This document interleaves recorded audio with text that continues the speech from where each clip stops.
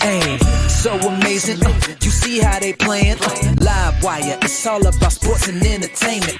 You don't wanna miss it, so official like you never seen. Keep it going till the whistle blowing from the referee. Everything from highlights and stats. You know that we gotta run it back, whether on the field or the court. You know that this is where it's at. Subscribe, no delaying. This is Live Wire, sports and entertainment. Let's go.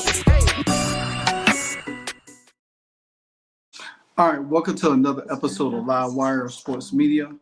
All right, so there's a couple of things that I have kind of like talked about pretty much throughout a couple of videos, you know, this week, last week, or whatever, since free agency in the W has started. And this talking about a little bit about the roster and who's coming, who's going. And I had mentioned before that outside of Lexi Hall, Kelsey Mitchell, Leah Boston, and Caitlin Clark, no one on this roster was safe. Not nobody. That means Dante's not safe. Christy Wallace, Katie Lou Samuelson, Grace Berger, Victoria Saxon. Nobody was safe. You know, Tammy Finn Bentley, you know, she got picked up through the expansion draft. But still, would she been safe on this team? I doubt it. You know, I mean, Erica Wheeler, her contract has ran out. You know, she's a free agent, so there's no coming back for her unless the team decides to say, hey, we make you some kind of ambassador, you know, give you some kind of role with the team. That's the only way she come back. You know, with the Fever new additions, picking up a lot of different players, a lot of in reconstructing everything, there's one looming thing that continues to hover over our head, and that is these bad contracts that Lynn Dunn gave. You give role players starting minutes, starting salaries. Erica Wheeler, you brought her from Atlanta. I think she coached on the Christian side. I think Christy Wallace as well. And you give Erica Wheeler a contract worth over $300,000.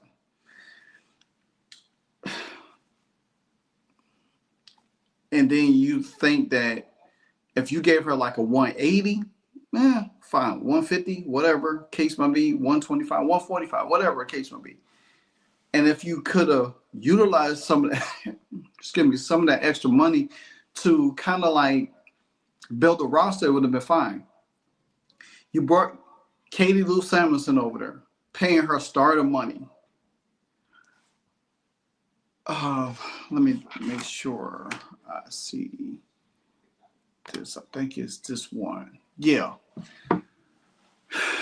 I looked into Katie Lou Samuelson contract, and I wanted to figure out a few things. And this is why I tend to do research before I always come and do a commentary on my videos, because I want to continue to give the correct information, knowing that what I'm looking at and how the Fever can go about dealing with these contracts.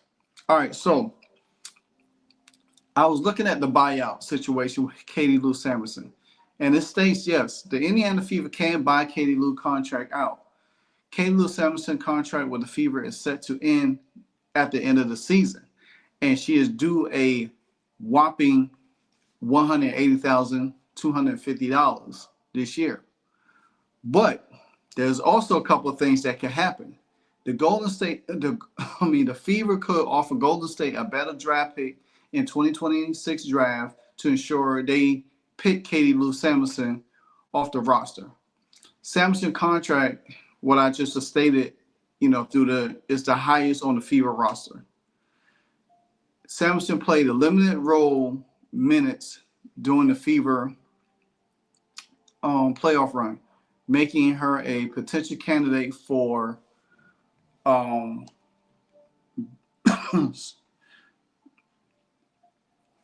making her a potential candidate to be buyout. So, with that being said, is that, yeah, the Fever has options. First of all, you don't have to get rid of people on your contract just to create space for a bad contract. You don't have to cut no Wanda Bonner. You don't have to cut no Kelsey Mitchell. You don't have to cut no Leo Boston. You don't have to cut no Caitlin Clark just to create cap space.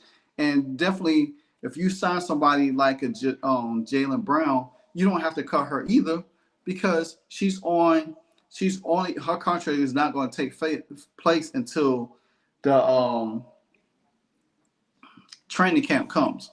But you have options how to alleviate Katie Lou Samuelson's contract, which I kept saying before is a really a bad contract, guys. It's really bad, because the fact of the matter is that how in the world that Lynn Dunn got away with this, I don't know.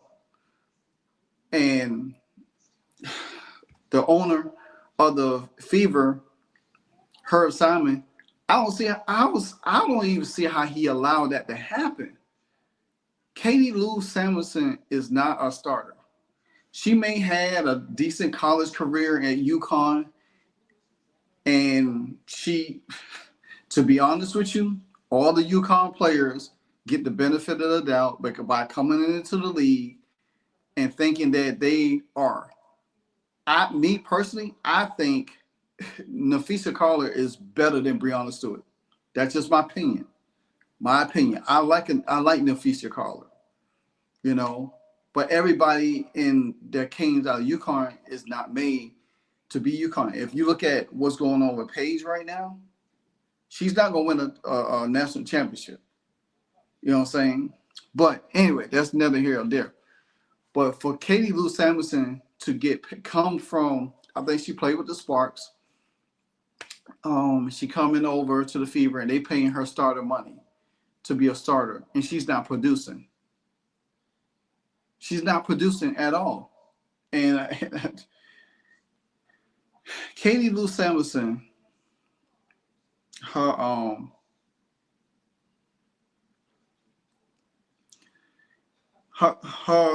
2024 stats: 4.3 points a game, 2.3 rebounds, 1.4 assists, and 0.3 steals. And you getting paid starter money for that? That is atrocious. Right then and there, a team will cut you. A team will cut you if I'm paying you all that money and you're not producing at all. What I'm keeping you for? I get Katie Lou had a baby. I get that.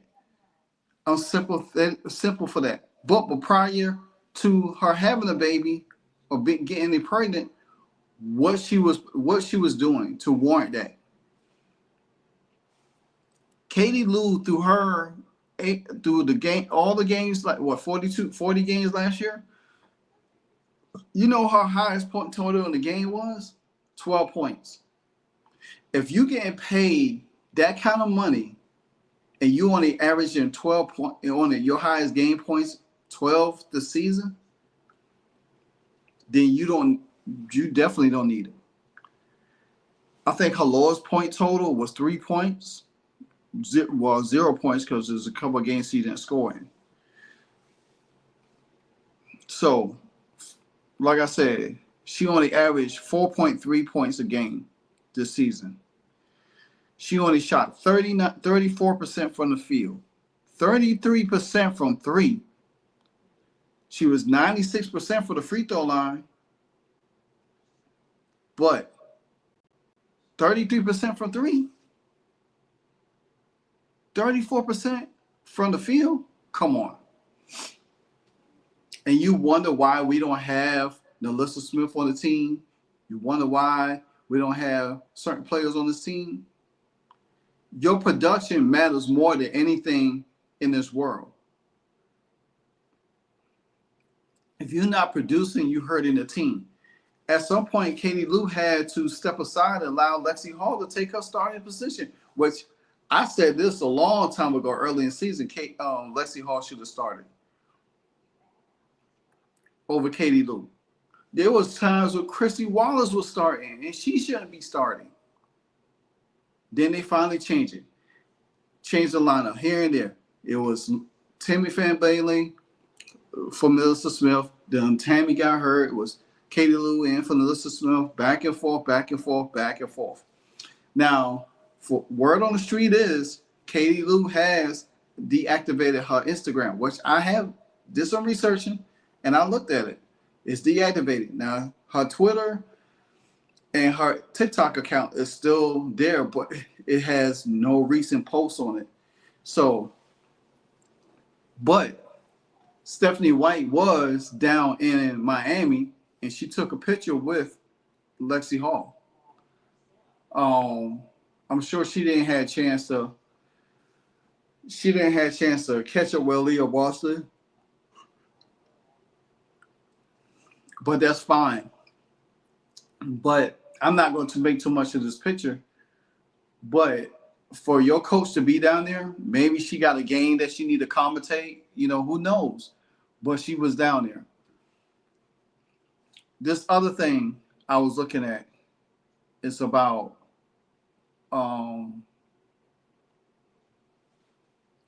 Katie Lou contract. Let me see if I look at it. It's restructuring her contract. So the Indiana, I showed y'all one part where they could buy her out. Now this is the second part of that they can reconstruct her contract, and it says the Indiana Fever could restructure Katie Lou contract, but her 2025 salary is guaranteed. Samuelson contract with the Fever is for 2 years, worth almost $400,000. Almost that's crazy. She was making a little bit more. She would have made $500,000 for nothing. This girl would have got paid for absolutely poor production. And this all because of Lynn Dunn. So it says she was getting paid for 2 years over $355,000. And her base is $180 in 2025. Now, it says also the Fever financial flexibility is limited because they hires earners are bench players with protected contracts.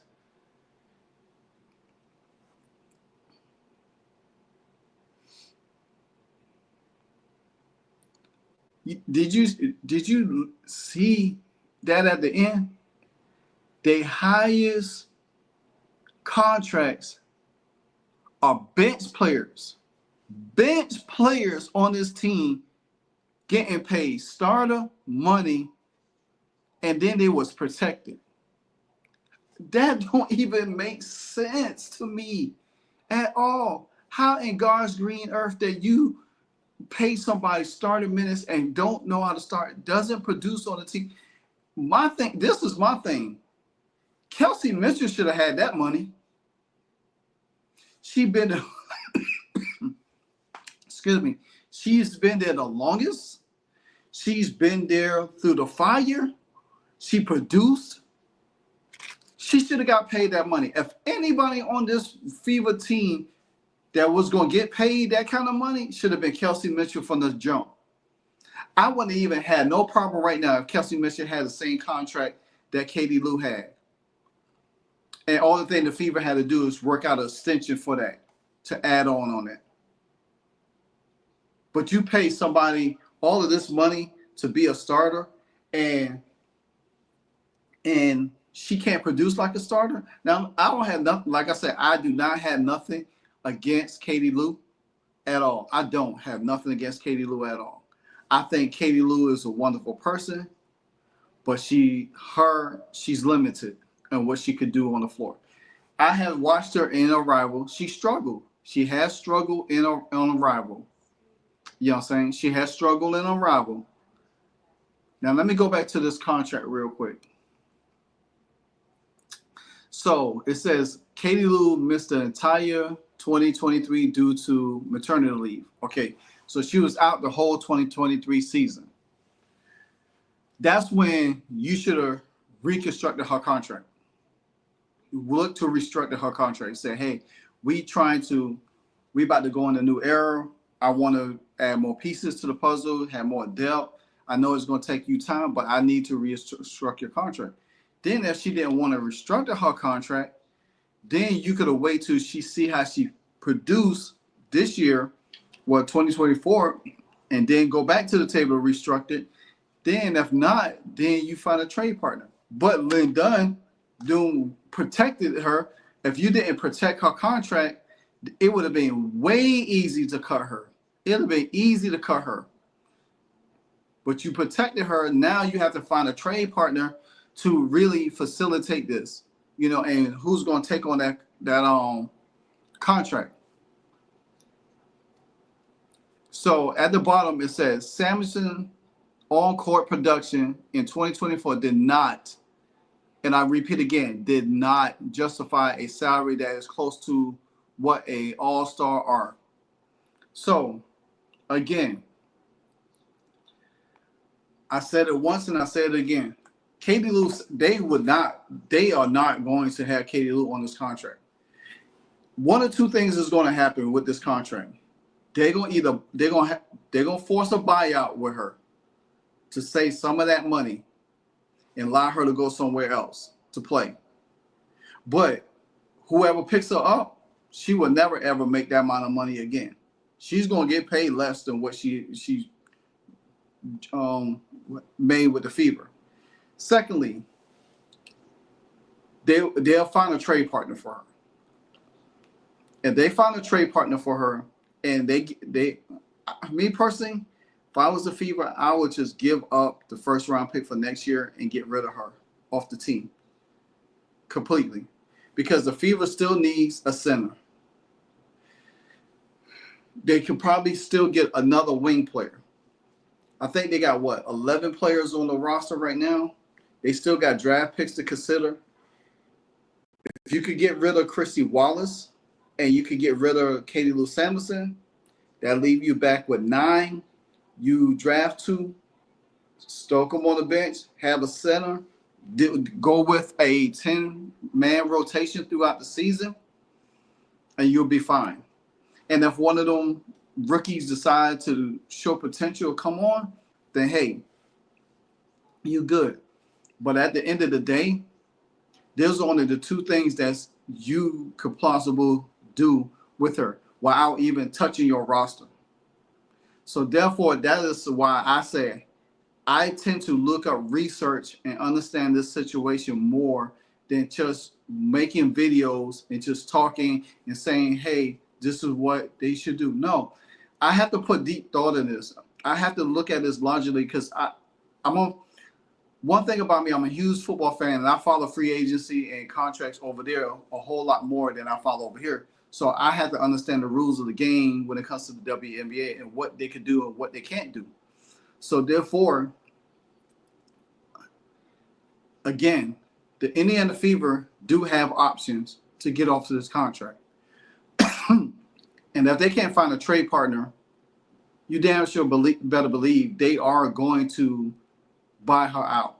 They're going to offer her a buyout.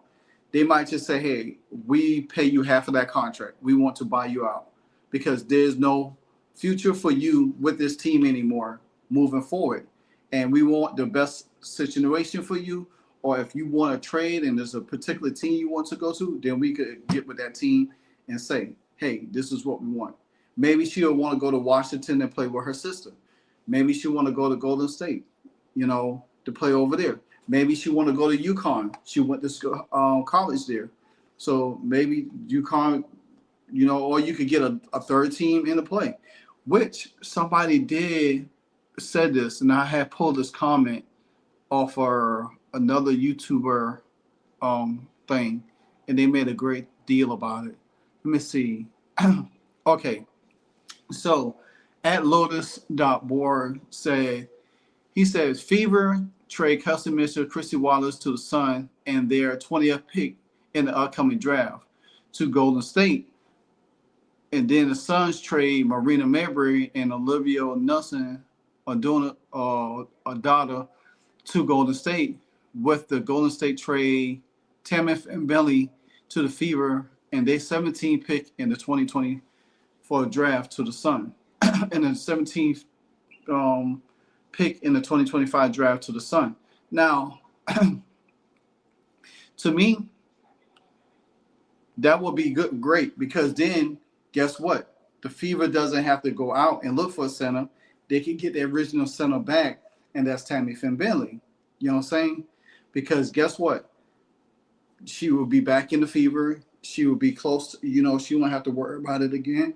Then the Golden State will get two players. They get Marina Mabrey and another player, and then everything. And then the Connecticut Sun will get Christy Wallace and Katie Lou Samuelson.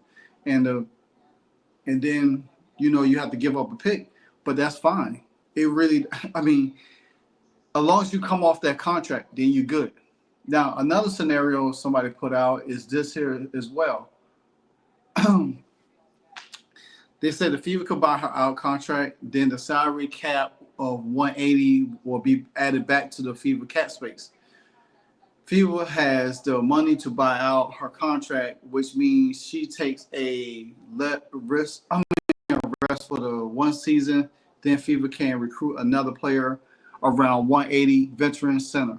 You know what I'm saying? So that does make sense too. Or they could look overseas to bring a center in, and if they do that, then they could pay them that 120, or they could pay half of that and then be able to have money to pay their draftees. So that's just my take on the whole situation.